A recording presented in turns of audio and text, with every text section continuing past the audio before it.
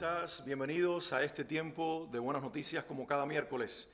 Quiero saludarte, soy el pastor Alex Padilla y quiero saludar a toda la familia de nuestra iglesia IC Miami. Quiero saludarte también a ti, que quizás no seas de nuestra iglesia, nuestra congregación, pero estás conectándote con nosotros en este momento desde cualquier lugar donde te encuentres en este momento. Bienvenido y, por supuesto, quiero agradecerte el que estés conectado. Quiero invitarles también a que permanezcan así durante todo este tiempo, todos estos minutos que vamos a estar invirtiendo en esta noche en nuestro espacio, como ya es habitual, de buenas noticias. Hoy seguimos con el estudio de la carta de Santiago. Estamos mirando unos versículos del capítulo 2 de la carta de Santiago. De hecho, vamos a ver la segunda mitad del capítulo 2, un tema igual de interesante al que veíamos la semana anterior. Esta es una carta interesantísima, controversial en cierta manera, pero muy verdadera, muy real, muy auténtica, muy aterrizada, por cierto,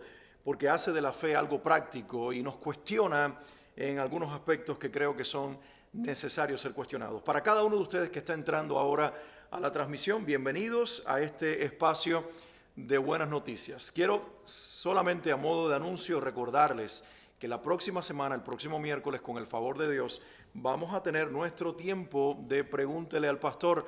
Lo queremos hacer una vez por mes. Y el próximo miércoles vamos a tener este tiempo donde voy a estar contestando las preguntas que ya he recibido hasta el momento. Quiero animarlos a que puedan, a través de nuestra página, hacernos llegar la pregunta o las preguntas que tienes para hacerme y así darme la oportunidad de responderlas en esa noche el próximo miércoles. Así que va a ser una noche especial, una noche donde en la dinámica de la pregunta y la respuesta que tenemos para dar vamos a gozarnos y vamos a ser edificados a la misma vez. Bien, quiero pedirles que mientras están compartiendo esta transmisión allí en sus páginas, nosotros pongamos la mirada en Santiago capítulo 2, los versículos del 14 en adelante. Leo rápido el pasaje para que entremos en contexto, para que entendamos cuál es el tema de la noche y luego vamos a poner la mirada en algunos versículos específicos de este pasaje. ¿Les parece? Así que leemos a partir de el versículo 14 del capítulo 2 de Santiago, que dice: hermanos míos, ¿de qué aprovechará si alguno dice que tiene fe y no tiene obras? ¿Podrá la fe salvarle? Y si un hermano o una hermana están desnudos y tienen necesidad de mantenimiento de cada día, y alguno de ustedes le dice: vayan en paz, caliéntense, sáciense, pero no les dan las cosas que son necesarias para el cuerpo, ¿de qué aprovechan? Así también la fe, si no tiene obras, es muerta en sí misma. Pero alguno dirá: tú tienes fe y yo tengo obras. Muéstrame tu fe sin tus obras y yo te mostraré mi fe por mis obras. ¿Tú crees que Dios es uno? Bien haces. También los demonios creen y tiemblan. Mas ¿quieres saber, hombre vano, que la fe sin obras es muerta? ¿No fue justificado por las obras Abraham, nuestro padre, cuando ofreció a su hijo Isaac sobre el altar? ¿No ves que la fe actuó juntamente con sus obras y que la fe se perfeccionó en las obras?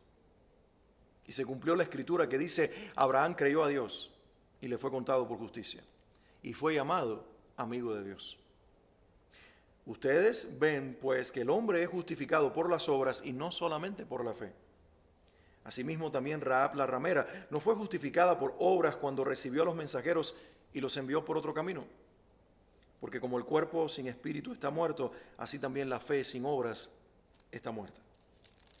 Oramos. Padre, en el nombre de Jesús pido que esta palabra sea de edificación a nosotros en esta noche.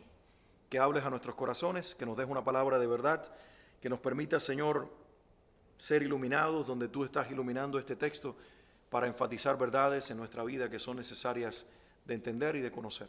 Háblanos por medio del Espíritu Santo y de la revelación de tu palabra en el nombre de Jesús. Amén y amén. El pasaje que acabamos de leer es un pasaje interesante, es un pasaje controversial, es un pasaje difícil. De hecho, ya les he dicho varias veces mientras navegamos a través de esta carta que Lutero, el reformador, la desestimó, la menospreció y la llamó de una manera despectiva la epístola o la carta de paja, como la paja como algo que se quema fácil y se deshace, algo sin validez. Quizás teniendo en cuenta aquel pasaje de Pablo que decía que el fuego probará la obra de cada uno, si es piedras preciosas o plata o oro o madera, heno o hojarasca. Y ahí estaba pensando tal vez en ese pasaje Lutero cuando desestimaba esta carta y le daba el atributo de una carta de paja. Lo que estaba diciendo es, nada de lo que leo en esta carta tiene validez para mí. Creo que un criterio desacertado por parte del reformador, y entiendo que ese desequilibrio en cierta forma venía porque él venía de un sistema de obras y hastiado del sistema de obras, intoxicado por un sistema que promovía las obras para salvarse, entendió o pensó que ese era el tema de esta carta. No sé cómo llegó a esa conclusión, entendiendo que toda la escritura es inspirada por Dios. Y siendo un hombre que hizo tanto énfasis en la palabra, creo que debía haberle dado el mérito a Santiago, el hermano del Señor, de entender que había escrito bajo la inspiración del Espíritu Santo y que lo que estaba diciendo necesariamente era verdad de Dios. Nosotros hoy quizás más desintoxicados de lo que en su momento se intoxicó Lutero y sus seguidores, los reformadores. Nosotros viviendo una generación que no tiene un sobreénfasis de obras, pero sin sobreénfasis de fe. Entendemos que cae a la perfección en nuestro contexto las palabras de esta carta. ¿A qué me refiero? Hoy estamos viviendo lo opuesto a lo que vivió Lutero. Lutero venía de un sistema de obras que inclusive había subordinado la fe a las obras y que había dicho que la salvación dependía de las obras. Lo que hacíamos compraba nuestra salvación. Eso eran los días de la Iglesia Católica Romana y de la Roma a la que se oponía Lutero y los reformadores junto con él. En nuestros días es un poco diferente. En nuestros días hemos hecho un sobreénfasis en la fe y en la gracia salvadora y decimos, en realidad la salvación es por gracia y por medio de la fe, por lo tanto no tenemos que hacer nada para ganarlo. Eso es verdad, eso es mentira, eso es 100% verdad. Efesios 2, 8, 9 nunca ha sido más verdad que en nuestros días. Siempre ha sido una verdad absoluta desde que fue declarada por Pablo y por el Espíritu Santo a través de él. Porque por gracia somos salvos, por medio de la fe. Y esto no es de nosotros, sino que es don de Dios. No por obras para que nadie se gloríe. Y en ese sobreénfasis muchos olvidan lo que el versículo 10 de Efesios capítulo 2 proclama con la misma vehemencia y la misma fuerza que los dos versículos anteriores. Mientras les hablo, busco el texto para poner la atención en esos versículos que hoy estoy recordando a colación o en relación con Santiago 2, 14 al 26. No para establecer un contraste ni una separación, sino para ver el vínculo entre el tema de Santiago 2, 14 al 26 y la declaración de Efesios 2, 8, 9 y 10. Les leo textualmente las palabras en nuestra Biblia de Efesios 2, versículos 8, 9 y 10. Y dice, porque por gracia sois salvos por medio de la fe. Y esto no es de vosotros, pues es don de Dios. Amén. Digo un amén enfático, yo lo creo 100%. No por obras para que nadie se gloríe. Queda bien claro, la salvación es por gracia, la salvación no es por obras. El don de la fe es necesario para abrazar una salvación que no merecemos y que no hicimos nada para producirla, no hicimos nada para ganarla y no hacemos nada para retenerla. No es por obras, no se recibe por obras y no se sostiene por obras. En eso estamos totalmente de acuerdo, pero el texto dice en el versículo 10, porque somos hechura suya, creados en Cristo Jesús para buenas obras. Y ahí como que el Espíritu Santo le dice a Pablo, Pablo, tienes que escribir que si bien no somos salvos por obras, o ustedes no son salvos por obras, sí son salvos para obras. Que somos creados como hechura de Dios, creados en Cristo Jesús para buenas obras, las cuales Dios preparó de antemano para que anduviéramos en ellas. Le importan a Dios nuestras acciones demasiado, de tal manera que preparó nuestras obras, preparó nuestras acciones de antemano para que anduviéramos en ellas.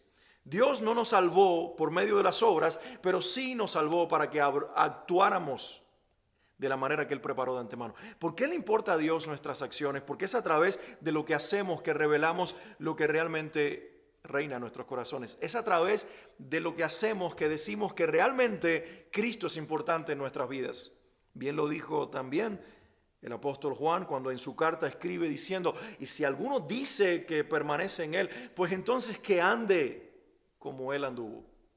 Que alguno dice que permanece en Él, que ande como Él anduvo. Y ese andar tiene que ver, ese verbo andar tiene que ver también con el verbo obrar. o actuar o hacer. Nuestras acciones son el reflejo de quiénes somos.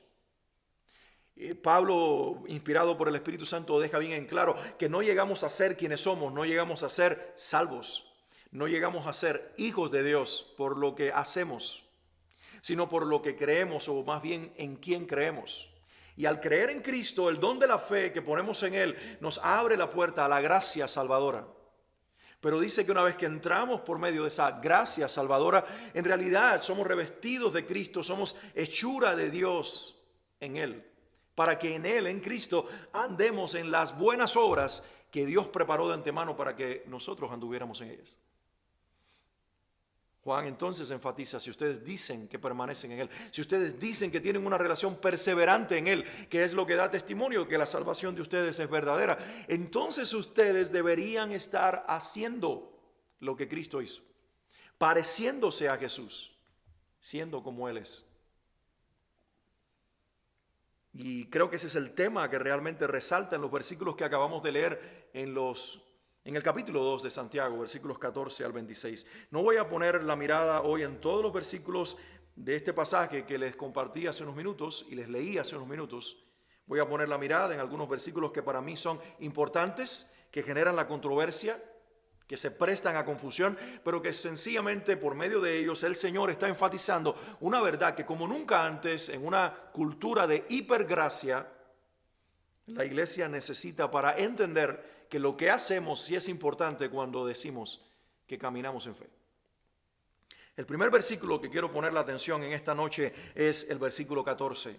Hermanos míos, así abre el tema el apóstol Santiago y el Espíritu Santo a través de él, diciendo: hermanos míos, ¿de qué aprovechará si alguno dice que tiene fe y no tiene obras?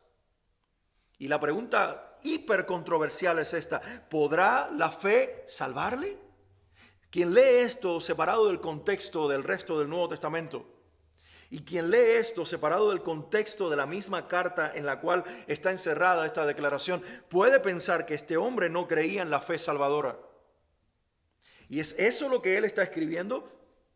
Definitivamente no. Este es texto inspirado, y quien lo inspiró es el mismo Espíritu Santo que inspiró a Pablo y a otros escritores del Nuevo Testamento a presentar el tema de la fe. Este es el mismo Espíritu Santo que habitó en Cristo, nuestro Salvador, y que reveló por medio de él la salvación por medio de la fe en la persona de Jesús. Cuando este hombre de Dios entonces lanza esta pregunta, que él definitivamente tiene que saber que es una pregunta controversial, lo hace intencionalmente. ¿Podrá la fe de esa persona que dice que tiene fe, pero no tiene obras congruentes con su fe, podrá la fe salvarle? Porque parece ser que para el año 65 aproximadamente de nuestra era, cuando Santiago escribe esta carta, la iglesia ha vivido aproximadamente unas 3 décadas.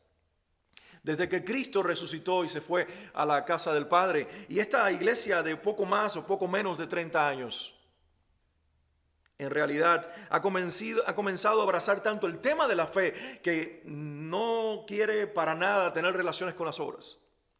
Pero además el Espíritu Santo está inspirando a este hombre para hablarle a las futuras generaciones que definitivamente van a extralimitar tanto el tema de la fe, que van a divorciarse de las acciones o de las obras, como se les llama aquí, al punto de tener una fe romántica. Oh, yo siento a Dios, oh, yo creo en Dios, oh, yo amo en Dios, oh, nadie puede juzgarme por lo que hago, porque en realidad mi corazón está realmente enamorado de Dios. Y mírame cómo adoro, cómo levanto las manos, cómo me envuelvo en una adoración prolongada y apasionada por Dios. Mírame cómo digo una y otra vez: te amo Jesús, te amo Jesús, te amo Jesús. Y dice este hombre de Dios: aunque tú digas que tienes fe, pero no tienes obras, la pregunta que te hago es: ¿te podrá salvar esa fe que dices tener? Mis hermanos, la confesión verbal es hueca. Pero no dice Romanos 10 que tenemos que confesar con nuestra boca al Salvador. Sí, pero se nos olvida que antes dice que tenemos que creer en el corazón, que Dios lo levantó de los muertos, que Él es Jesucristo, hombre, el Hijo de Dios resucitado. Y cuando esa convicción interior llena toda nuestra vida, nos atrevemos a confesarlo públicamente, sobre todo en el contexto del Nuevo Testamento y de la iglesia de Roma a la que se le escribe el capítulo 10 de toda la carta y toda la carta, que es una iglesia que está en medio de un imperio que está asesinando a los cristianos. Quien se atreve a confesar a Cristo en esa cultura no es un cristiano romántico que dice a todo el mundo, miren cómo amo a Jesús. Los cristianos de la Roma a la que Pablo le está escribiendo, con Nerón en el imperio siendo asesinados en la arena del circo romano, confiesan verbalmente sabiendo que eso les podrá costar la vida. Así que los cristianos de Roma que reciben la carta de Romanos y específicamente que leen la declaración de Romanos 10, saben que su confesión tiene que estar atada a sus acciones, porque en algún momento se va a poner a prueba la fe que confiesan. Y si no hay una convicción real por Cristo en el espíritu, en el corazón, eventualmente sus acciones van a ser totalmente opuestas a lo que declaran. Y creo que ese es el tema aquí. El tema no es oponerse a la fe que salva, el tema es que nos está tratando de decir que si decimos que tenemos una fe salvadora, que si decimos que hemos creído en Cristo como el Salvador de nuestras vidas, todo lo que hacemos y cómo vivimos tiene que ser congruente con esa declaración. Saltamos al versículo 18, dice el pasaje, pero alguno dirá, tú tienes fe, yo tengo obras, muéstrame tu fe sin tus obras y yo te mostraré mi fe por mis obras. Versículo 19, que se concatena con este versículo 18, dice, ¿tú crees que Dios es uno? Bien haces. También los demonios creen y tiemblan. Miren, alguien dijo, y yo secundo lo que esa persona, que olvido ahora quién fue específicamente el que dijo esto, pero yo secundo esto, el diablo es ortodoxo en su doctrina. Los demonios son ortodoxos en su doctrina. ¿A qué me refiero? Los demonios, cuando hablan una teología acerca de la Biblia, dicen lo correcto. Inclusive cuando tentaron a Jesús, no usaron una mentira, le dijeron, mira, con que tú eres el Hijo de Dios, dile a esas piedras que se conviertan en pan. Y cuando Jesús le responde con la palabra, entonces comienzan a usar la palabra y le dice, porque a sus ángeles, tírate de arriba del pináculo del templo, porque a sus ángeles mandará cerca de ti para que te guarden, y usa el Salmo 91. Comienzan a ser ortodoxos, a ser apegados a la revelación, a la teología bíblica. Y dice aquí, si tú tienes una buena teología y declaras una fe congruente inclusive con las escrituras, pero no afecta a tu sistema de valores y lo que haces, en realidad que eres como los demonios, que no pueden negar la existencia de un Dios que es Padre, Hijo y Espíritu Santo. ¿Tú crees que Dios es uno? Eso apunta a la Trinidad de allí. Bien crees y bien haces en creer esto, pero déjame advertirte, dice el escritor bíblico, que también los demonios creen. Y no solamente creen, te superan en que tiemblan ante esta verdad. Por si alguno dice, yo creo mucho en Dios, mírame cómo tiemblo cuando Él se manifiesta en mi vida. Hermanos, a nosotros nos pueden impresionar los temblores en la presencia de Dios. A Dios no lo impresionan, porque Él ve demonios temblar ante su presencia y ellos no están glorificando a Dios. Es un mensaje fuerte, ¿no? Pero necesario para una iglesia que depende hoy de lo que dice y de lo que siente, pero no ve cómo sus acciones son afectadas por la fe que proclama. Si nuestra vida, por convicción, no produce obras que glorifiquen a Dios, no hemos nacido de nuevo. Somos intelectualmente correctos, o estamos intelectualmente correctos en nuestra teología, y en eso nos parecemos a los demonios, que pasarán la eternidad separados de Dios, aunque lo conocen completamente y saben que es uno con el Hijo, con el Padre y el Espíritu Santo, y conocen toda la revelación de Dios, tiemblan ante su existencia, pero sin embargo no tendrán salvación y no estarán con los ángeles de Dios en la eternidad con nosotros.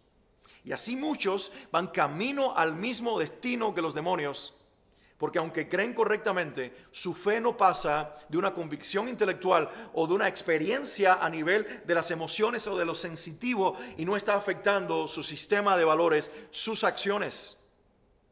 ¿Por qué es tan importante el que la fe afecte la voluntad? Porque somos un ser integral. Somos espíritu, somos alma y somos cuerpo. Y yo no puedo decir que, en el espíritu soy salvo, pero mi cuerpo todavía es mundano, mi cuerpo todavía le gusta, tú sabes, la parranda, el alcohol, le gusta el sexo premarital o el sexo extramarital, y todas esas basuras de la carne, o la mentira, o cualquier otra cosa que tiene que ver con los estilos de vida contrarios a la voluntad de Dios. hay tal cosa como eso. Aunque estamos en un proceso de santificación y sí cometemos pecado y sí caemos muchas veces los cristianos en cosas que no deberíamos hacer, el testimonio del Espíritu es que nos trae arrepentimiento y le decimos, Señor, como Pablo en Romanos 7, mira, lo que hice no es lo que yo quería hacer y yo quiero que Cristo, mi vencedor, mi Señor, tome autoridad sobre este cuerpo para que yo pueda vivir en servidumbre a tu voluntad, porque yo no quiero hacer la voluntad de mi carne, yo quiero hacer la voluntad tuya. Y esa actitud y esa oración y esa decisión es el testimonio de nuestro ser, de que integralmente, espíritu, alma y cuerpo, estamos consagrados a vivir para Cristo, aunque nos cueste y aunque tengamos que librar una batalla en la que muchas veces terminemos heridos porque nosotros mismos nos provoquemos esas heridas, pero seremos levantados una y otra vez en el sentir, en el deseo y en la decisión de hacer la obra de Cristo en nuestras vidas. Versículos 21 al 24 dice, ¿no fue justificado por las obras Abraham, nuestro padre, cuando ofreció a su hijo Isaac sobre el altar? Me detengo aquí un momento. ¿No fue justificado por las obras Abraham? Y dice, esto es controversial porque Abraham es conocido como el padre de la fe. Y de hecho, cuando Lutero lee en Romanos que dice, el justo por la fe vivirá en relación a Abraham, eso trae inclusive el movimiento de la Reforma, el despertar espiritual que trajo la Reforma en el siglo XVI, viene de una simple y poderosa declaración de Romanos que apunta a Abraham, el justo por la fe vivirá. Así que cuando llega a estas páginas y lee que dice aquí que Abraham fue justificado por las obras, se escandalizó. Entiendo, no es para menos. Pero obvio que le faltó entendimiento, sabiduría, revelación. Con todo el respeto que ese grande reformador, conocedor de las lenguas bíblicas y de una sapiencia y una sabiduría impresionante, pero con todo el respeto que me merece, no quiero hacerlo a modo de crítica, quiero simplemente no cometer el error que Lutero cometió, de malinterpretar lo que el escritor aquí está diciendo. Él no está diciendo que realmente fue justificado por las obras Abraham, sino que lo que está diciendo con un énfasis desmedido pero intencional, porque quiere remover las conciencias de falsos cristianos o de cristianos que se han dejado engañar por una hipergracia y por una fe extralimitada que te dice cree, siente y no tienes que afectar valores y acciones. Y él dice, no, te lo voy a poner en una manera extralimitada para provocarte a pensar. Y de allí entonces a abrazar la verdadera fe. Abraham fue justificado por las obras. Y en un sentido práctico sí, porque fue la acción de fe la que le demostró a Dios que Abraham realmente lo estaba obedeciendo. ¿Te imaginas que Dios le hubiera dicho, entrégame a tu hijo, a ese Isaac, y quiero que me lo entregues en sacrificio? Y Abraham dice, sí, Señor, yo creo en ti, yo acepto tu voluntad y yo consagro a mi hijo en ti. Pero no toma la leña, no lleva al niño, no prepara el altar, no hace todo lo que Dios le pidió. Y Dios viene y se acerca y le dice, Abraham, no que creíste en mí, no que aceptaste mi voluntad, no que rendiste a tu hijo y lo ofreciste para mí. ¿Dónde está el altar? ¿Dónde está la leña? ¿Dónde está tu hijo amordazado en el altar para ofrecérmelo en el sacrificio? Oh Señor, no juzgues mis acciones, mira mi corazón. ¿Crees que Dios lo hubiera llamado el padre de la fe y lo hubiera declarado su amigo porque fue como él? No, mis hermanos. Fue la acción de fe lo que demostró a los hombres, al propio Abraham y a Dios, que la fe del corazón de ese hombre era congruente con toda su vida, porque él se atrevía a hacer lo que creía. No es hasta que hacemos lo que creemos que creemos. Y espero que se entienda esta expresión. No es hasta que hacemos lo que creemos que verdaderamente creemos. Hay dos hijos que Jesús contó su historia en una parábola. Un padre con dos hijos se acerca al primero y le dice, hijo, ve y haz esto. Y el hijo le dice, sí, papá, yo iré. Y el padre se va contento porque su hijo inmediatamente le dijo que iba a hacer lo que le había pedido. Pero fue el segundo hijo y el segundo hijo le dijo, no, papá, yo no voy a hacer nada. Pero dice la historia, la parábola, que arrepentido después fue e hizo lo que el padre le había pedido. Pero el primero que le dijo, sí voy, nunca fue. Y Jesús dice, ¿cuál de los dos hijos hizo la voluntad del padre? Obviamente la audiencia contestó, el segundo. El segundo que inicialmente respondió mal, pero que luego, movido por el arrepentimiento, actuó bien. Y yo te preguntaría, ¿cuál de los dos hijos tuvo una fe verdadera? El segundo. Porque no es lo que dijo el primero que era congruente con la petición del Padre o que agradaba con sus palabras al Padre. No, no, no. Es lo que hizo el segundo, que su voluntad la cedió, se rindió, se arrepintió y fue en dirección de la voluntad del Padre y los deseos del corazón de su papá. La fe siempre nos lleva a hacer lo que a Dios le agrada. Es una falsa fe la que dice yo le creo a Dios, yo le creo a Dios, yo le creo a Dios, pero no toma decisiones que glorifiquen a Dios. Déjame decirte que algunos toman decisiones de fe cuando se trata de invertir su dinero, de multiplicar sus finanzas, de buscar una sanidad y de esas cosas que tienen que ver con esta vida. Pero cuando se trata de romper una relación extramarital, de renunciar a la mentira, de abrazar la verdad, de vivir dentro de los valores de la santidad, de la pureza, de la justicia de Dios, ahí dicen, oh Dios, tú conoces mi corazón, pero no me pongas en ese estrecho porque tú sabes que para vivir, para ganar dinero, para hacer lo que hago, yo tengo que decir mis mentiritas, yo tengo que vivir, relacionarme de esta forma, yo tengo que tener este estilo de vida porque si no, figúrate, me voy a morir. Y en ese momento lo que están diciendo es que creen más en lo que hacen que en la provisión de un padre que está comprometido con darle a sus hijos lo que ellos necesitan.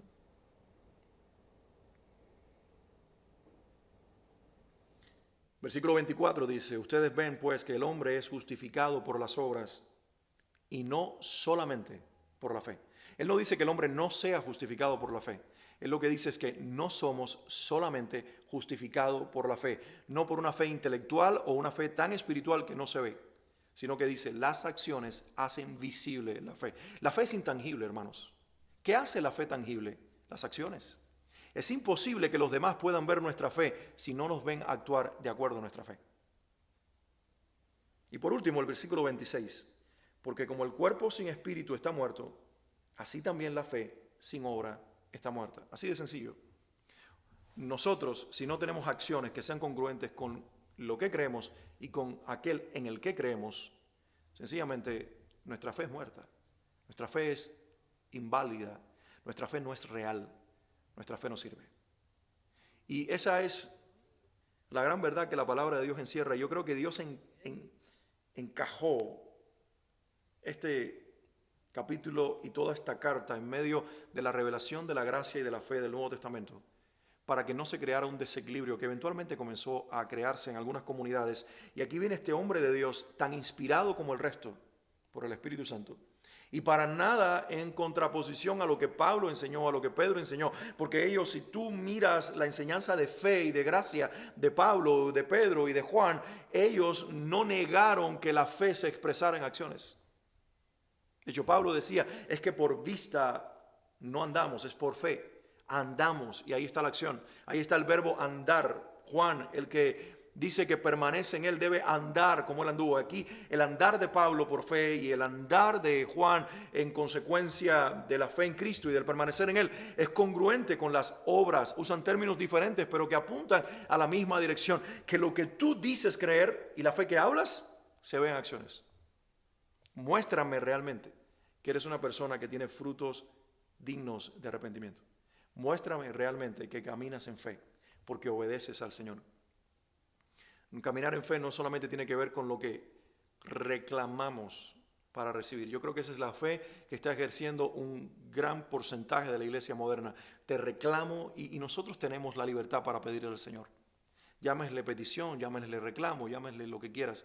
Sí, el Padre nos dice pídanme, pero mis hermanos, ¿con cuánta frecuencia le estamos diciendo, Señor, quiero también que me enseñes y me entrenes para obedecerte y para glorificarte con mi vida, que mi fe se exprese en la obediencia de mis actos? Y hoy yo llamo en el nombre de Jesús, por medio de esta verdad de su palabra en Santiago 2, 14 al 26, a una iglesia que ame obedecer al Maestro. Ustedes dicen que me aman, dijo Jesús, Juan 15, entonces obedezcan mis mandamientos. ¿Ven la congruencia? Ustedes dicen que creen en mí, lo cual es lo mismo que amarlo. Entonces hagan lo que yo les pido hacer. Amen a Dios con todas las fuerzas, con toda la mente, con todo el alma, con todo el espíritu, con todo el ser. Y de la misma manera, amen a su prójimo. Entonces veré que el amor de ustedes es sincero, es honesto, es verdadero. Señor, habla a nuestros corazones en esta noche. Y que esta verdad práctica pero poderosa sea vida en cada uno de nosotros. No queremos tener una fe muerta, sino una fe viva. Queremos que nuestra fe no solamente se exprese en palabras, sino también que nuestras palabras sean congruentes con nuestras acciones. Padre, te lo pedimos en el nombre de Jesús. Bendice esta audiencia del otro lado y cumple en ellos tu voluntad, produciendo frutos dignos de arrepentimiento y una vida que te glorifique, no solamente por lo que hablen, sino por cómo vivan para la gloria de tu nombre. En el nombre de Jesús. Amén y amén. Bendiciones. Nos vemos este fin de semana en nuestras celebraciones en la iglesia. Regístrate, ven con nosotros, participa y por supuesto nos seguimos viendo en cada uno de los momentos que tendremos por delante, desde aquí hasta el domingo y desde aquí hasta que Cristo regrese por nosotros. Bendiciones. Un abrazo.